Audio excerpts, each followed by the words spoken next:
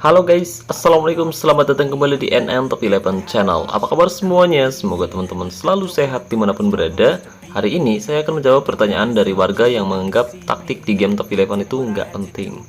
Benarkah seperti itu? Nah, buat teman-teman yang penasaran, yuk pastikan kamu simak baik-baik video ini sampai selesai agar teman-teman tidak gagal paham.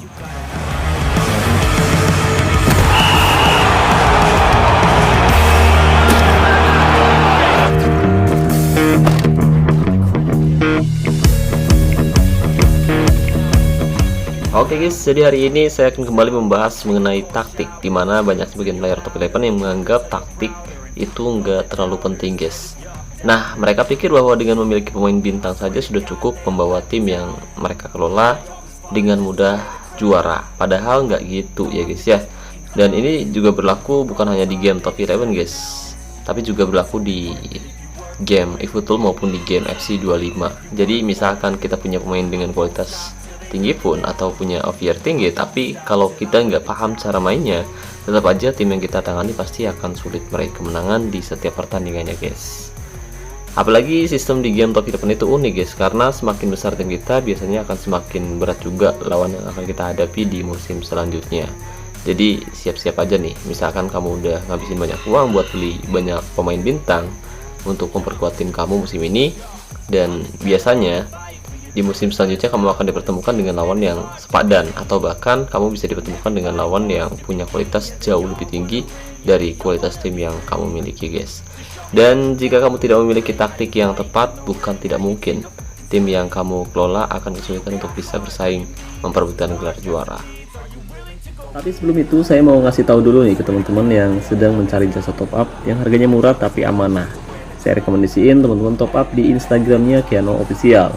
Nah, cara top upnya sangat mudah guys. Pertama, kamu bisa masuk ke Instagram atau websitenya Kiano Official melalui link yang sudah saya sematkan pada deskripsi video ini. Kemudian kamu bisa pilih top up via WhatsApp. Nah, nanti kamu tinggal bilang aja ke adminnya Kiano Official, "Bang, saya mau top up game Top 11, minta list harganya bang."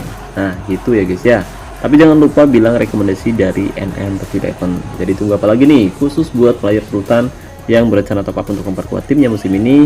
Kamu bisa top up di Instagramnya Kiano Official dan linknya sudah saya sematkan pada deskripsi video ini.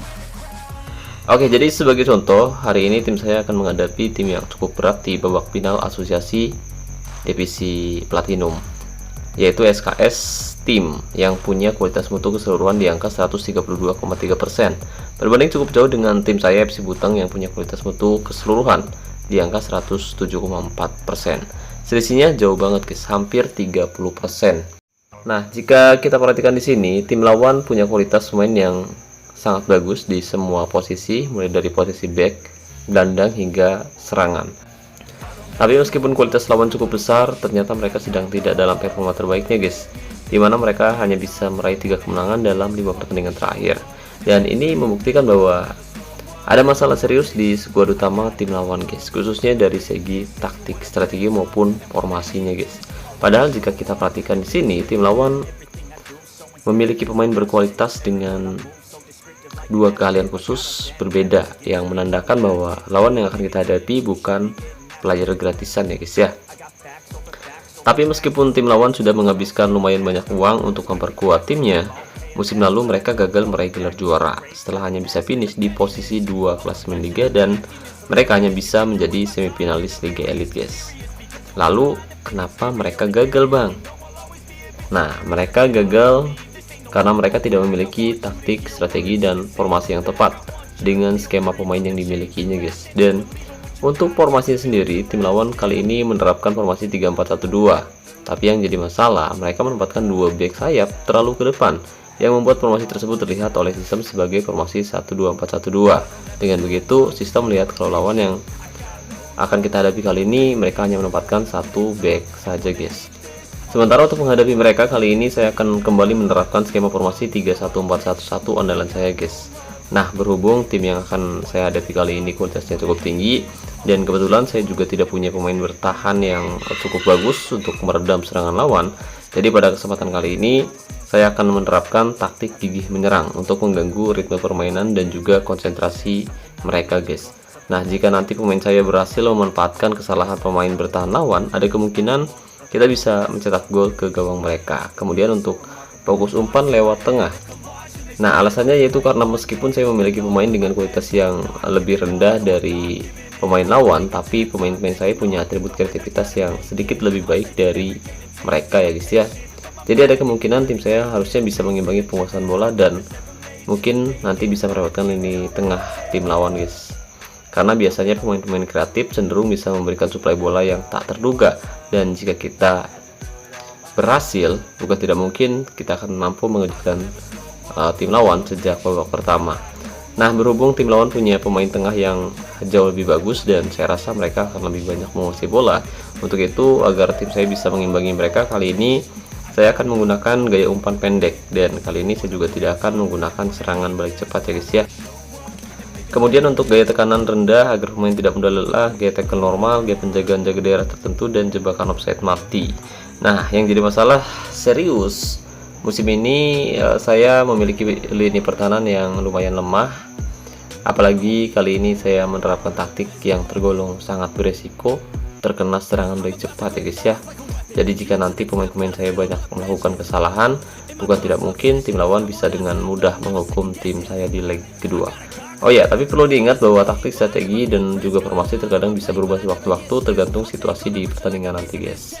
Dan saya juga mau disclaimer terlebih dahulu bahwa taktik yang saya terapkan tidak menjamin tim yang kamu tangani bisa selalu meraih kemenangan, karena faktor pemain yang kita miliki berbeda ya guys ya.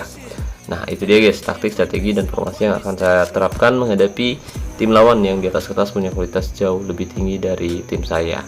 Nah, untuk lebih jelasnya apakah taktik yang akan saya terapkan efektif atau tidak, dan mampukah tim lawan yang punya kualitas lebih tinggi dengan mudah mengalahkan tim saya, yuk mari kita lihat jalannya pertandingan antara SKS Team versus FC Butang di leg kedua babak final asosiasi musim ini. Dan sebelum pertandingan berlangsung, mari kita ngopi biar kita hoki.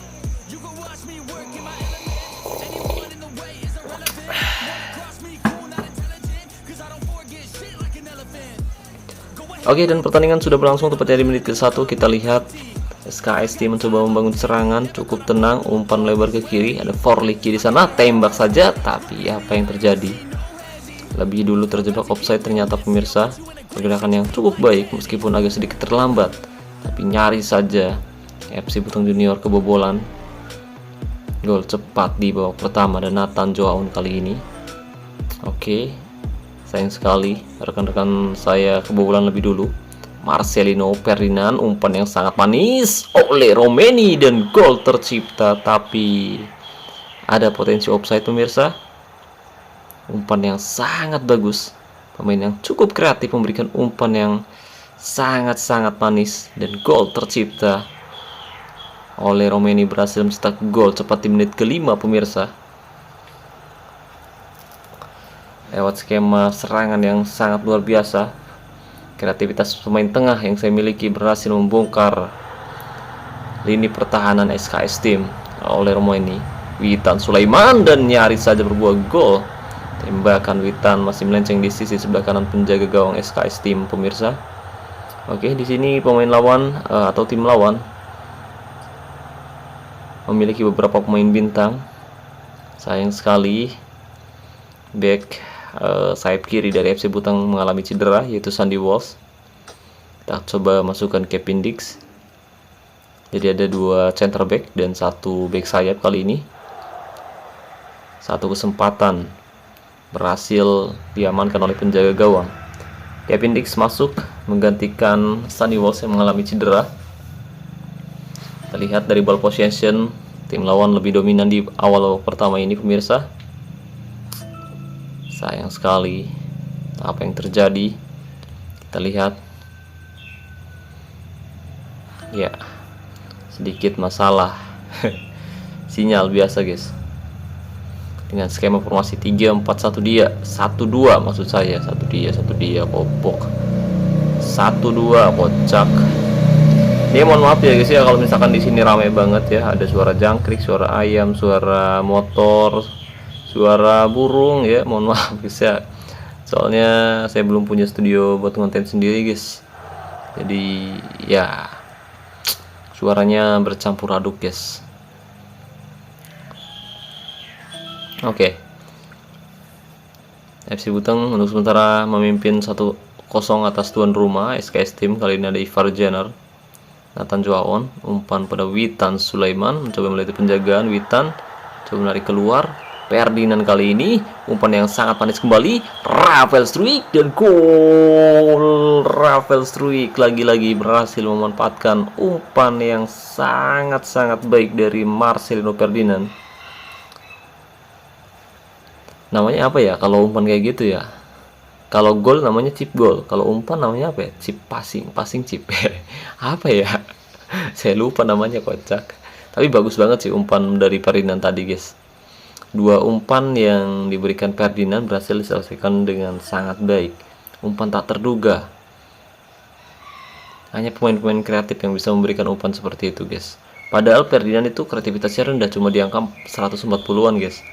Tapi dia berhasil memberikan 2 assist, dan sayang sekali tim lawan berhasil memperkecil ketertinggalan, pemirsa, lewat umpan terobosan yang sangat terarah. Dan ini adalah gol ciri khas penyerang poacher yang dilakukan oleh penyerang false nine, di mana tim lawan memiliki penyerang false nine produktif, sementara saya memiliki penyerang false nine, bukan false nine, guys, Engance, penyerang Engance yang produktif, sementara saya menempatkan penyerang Engance yang kreatif. Kali ini seperti yang kita bahas tadi, bahwa saya memiliki lini pertahanan yang cukup lemah, dan itu terbukti di mana tim lawan dengan sangat mudah mengemas 2 gol cepat ke gawang FC Buteng, pemirsa. Skor 2-2 kali ini. SKS Team berhasil menyamakan kedudukan. Ya, mereka memiliki kapasitas yang luar biasa bagus di semua area. Tapi beruntung kita berhasil mengemas 2 gol cepat di babak pertama, meskipun akhirnya tim melawan berhasil mencetak gol penyama kedudukan sebelum peluit tanda berakhirnya babak pertama ditiup. Oke, kita coba berikan mentalitas bertahan untuk Nathan Joaon. Kali ini tim lawan kembali membangun serangan. Yuzga umpan ke kanan. Dodera kali ini tembakan Dodera masih bisa diblok dengan cukup mudah oleh pemain bertahan FC Buteng Junior. Skor 4-4 untuk sementara. SKS Team berhasil menyamakan kedudukan, pemirsa, paruh waktu. Ya, penurunan performa terlihat dari pemain lawan. Untuk taktik masih belum ada perubahan. Oke. Di sini tidak ada pemain di posisi DMC yang membuat SKS Team kesulitan untuk bisa membendung pergerakan Marcelino Ferdinand, pemirsa. Terlebih Rafael Struijk, dia punya finishing yang cukup baik, begitu dengan oleh Romeni, meskipun posisinya gelandang sayap kanan atau false winger, tapi dia berhasil memberikan kontribusi yang apik dengan gol pertamanya, pemirsa. Kali ini oleh Romeni, dan gol tercipta sayang sekali lebih dulu terjebak offside. Sayang sekali.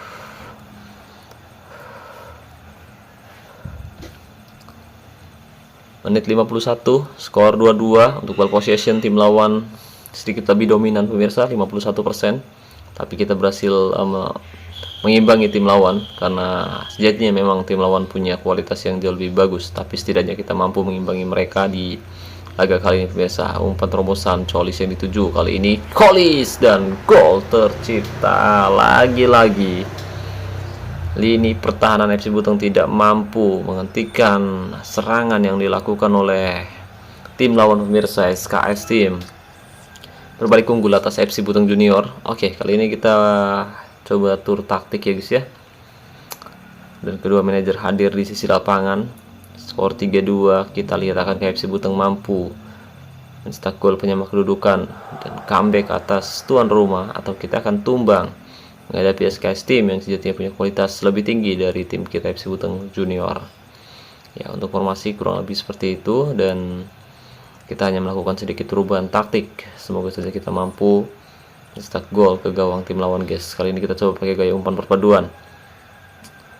Duska umpan ke belakang.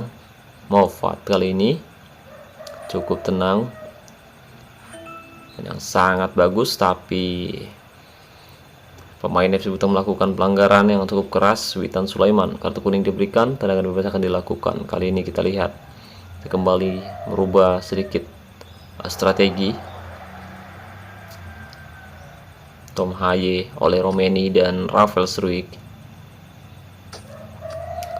dia mendapatkan mentalitas menyerang. Kali ini kita coba gunakan dua penyerang ya guys ya, posisinya agak sedikit berdekatan. Dan ini saya lakukan karena tim lawan hanya menempatkan satu center back ya. Saya lupa tadi kalau misalkan lawan pakai satu center back, kita harusnya pakai dua striker. Tapi nggak apa-apa, kita berhasil mencetak gol lebih dulu ya guys ya. Karena kalau misalkan tadi lini pertahanan tim saya tidak melakukan kesalahan, tentu saja kita sudah unggul 2-0. Tapi sayang sekali lemahnya lini pertahanan FC Buteng membuat jalannya pertandingan semakin sulit pemirsa. Karena tim lawan akhirnya mampu mencetak 3 gol. Menit 73 kali ini Marcelino Ferdinand mencoba melalui penjagaan, terlalu lama menguasai bola, umpan pendek pada Ivar Jenner. Tapi sayang sekali kali ini serangan yang dilakukan oleh Ivar Jenner masih cukup mudah dihentikan oleh pemain dari SKS Team. Oke, belum ada taktik yang diubah dari SKS Team pemirsa. Sepertinya mereka sudah nyaman dengan formasi yang mereka terapkan. Tapi kita lihat dengan perubahan taktik strategi di laga kali ini. Oh, gol tercipta luar biasa. Rafael Struijk lagi-lagi berhasil mendapatkan satu umpan dari Marcelino Ferdinand. Umpan yang sama dengan 3 umpan yang dia berikan di laga kali ini pemirsa. Skor 3-3. FC Buteng berhasil menyamakan kedudukan kali ini. Tom Haye bergerak mengecol ini pertahanan lawan. Witan Sulaiman mereka berubah gol, umpan crossing Rafael Struijk, tapi sayang sekali tandukan Rafael masih melenceng di sisi sebelah kanan penjaga gawang dari SKS Team pemirsa. Menit 87, skor 3-3. Akankah kita mampu mencetak gol penentu kemenangan di laga kali ini? Ada Marcelino Ferdinand, Tom Haye, umpan pendek pada Rafael Struijk, berbahaya. Serangan balik dilakukan kali ini pemirsa. Diop kali ini berbahaya, jangan sampai berbuah gol. Kalau kita kebobolan, tentu kita akan menelan kekalahan. Kaushik bagus sekali membuang bola sejauh mungkin keluar areanya pemirsa. Oke, ternyata formasi 3-1-4-2 cukup efektif untuk bisa mencetak gol kembali ke gawang tim lawan. Ini adalah sedikit taktik dan juga strategi yang kita terapkan agar bisa mengimbangi SKS Team yang punya kualitas lebih tinggi daripada tim saya dan nyaris saja kebobolan. Hexenas melakukan tembakan keras dari jarak yang cukup dekat, tapi beruntung tembakannya masih melambung keluar lapangan dan menghantam wajah penonton. Oke guys, di sini pertandingan berakhir dan ya kita berhasil mengimbangi tim lawan. Meskipun kita tidak meraih kemenangan, tapi setidaknya kita mampu mengimbangi mereka dan mereka dibuat frustasi setelah mereka kebobolan 2 gol di babak pertama pemirsa. Tapi setelah itu sayang sekali lini pertahanan tim saya sangat rapuh. Seperti yang kita bahas di awal bahwa kita mendapat hal yang sangat menyebalkan ya guys ya. Soalnya jujur aja musim ini saya belum memperkuat lini pertahanan tim saya guys. Tapi sebelum saya memperkuat lini pertahanan, rencananya saya mau perkuat dulu area tengah. Kalau area tengah udah bagus, baru setelah itu kita bisa coba lari ke area pertahanan ya guys ya. Dan kita lihat untuk ball possession cukup berimbang ya, 53 banding 47 itu nggak terlalu besar ya guys ya selisihnya. Dan di sini kita lihat FC Buteng meskipun punya kualitas yang lebih rendah, tapi kita lebih banyak melakukan percobaan tembakan dengan total 17 kali percobaan tembakan, 8 tepat sasaran dan 3 diantaranya berbuah gol. Sementara tim lawan melakukan lebih sedikit percobaan tembakan dengan total 12 kali percobaan tembakan, 4 tepat sasaran dan 3 diantaranya berbuah gol. Jadi mereka lebih efisien ya guys ya, karena mereka lebih hati-hati dan melakukan beberapa kali percobaan tembakan, dan ya mereka berhasil mengemas gol yang luar biasa. Untuk zona serangan, kedua tim sama-sama menyerang dari area tengah sebanyak 5-1 untuk SKS Team dan 6-2 untuk FC Buteng Junior. Tapi untuk umpan sempurna FC Buteng Junior bermain lebih baik ya guys ya. Kemudian untuk man of the match pertandingan yaitu Marcelino Ferdinand yang berhasil memberikan 3 assist yang luar biasa dan berhasil mengganggu ritme permainan dari tim lawan. Kita berhasil memanfaatkan kesalahan-kesalahan yang dilakukan oleh tim lawan. Meskipun kita juga melakukan kesalahan, tapi seenggaknya kita berhasil mengimbangi tim lawan dengan sangat luar biasa. Dan itu membuktikan bahwa akhirnya terbukti kalau taktik, strategi, dan formasi itu sangat penting di game Top 11. Jadi bukan hanya sekedar pemain aja yang bagus ya guys ya. Kalau misalkan pemain bagus tapi skill dan atribut yang gak sesuai, tetap aja performanya kurang maksimal, apalagi jika kamu berhadapan langsung dengan tim-tim yang punya kualitas individu bagus. Tentu kita akan kesulitan untuk bisa bersaing memperebutkan gelar juara di setiap musimnya, guys. Oke, jadi mungkin itu saja yang bisa saya bahas kali ini, guys ya. Jika dirasa pembahasannya bermanfaat, jangan lupa teman-teman bantu like videonya, guys. Dan saya ucapkan juga terima kasih banyak buat teman-teman yang udah nonton video ini sampai selesai. Terima kasih buat membership Penantv Eleven. Terima kasih buat partnership Penantv Eleven YouTube channel official. Dan saya ucapkan terima kasih banyak buat teman-teman yang selalu mendukung dan mendoakan saya sejauh ini. Wassalamualaikum warahmatullahi wabarakatuh. Salam olahraga, salam Top Eleven Indonesia.